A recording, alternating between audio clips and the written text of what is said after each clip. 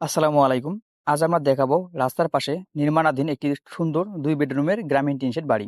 পাশাপাশি জানাবো এই বাড়ির নির্মাণ কাজে ব্যবহৃত মালামাল ও এখন পর্যন্ত মোট খরচের বিস্তারিত হিসাব। বাড়িটির সামনের অংশে একটি দোকানের ব্যবস্থা রাখা হয়েছে।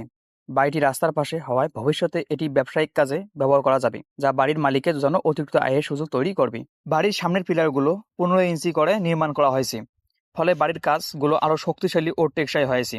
বাড়িটির ফাউন্ডেশনের কাজে প্রথমে ১৫ ইঞ্চি গাঁথুনি দেওয়া হয়েছে। এরপর ঢালাই সম্পন্ন করে তার উপর ১০ ইঞ্চি গাঁথুনি দেওয়া হয়েছে ৮টি লেয়ার। এর উপর ৫ ইঞ্চি গাঁথুনি দিয়ে গাঁথুনির কাজ সম্পন্ন করা হয়েছে।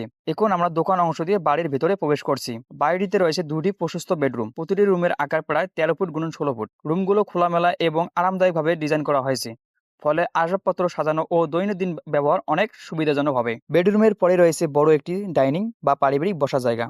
পরিবারের সদস্যদের একসাথে সময় কাটানো, খাওয়া-দাওয়া কিংবা অতিথিদের আপ্যায়নের জন্য এটি বেশ উপযোগী একটি স্থান।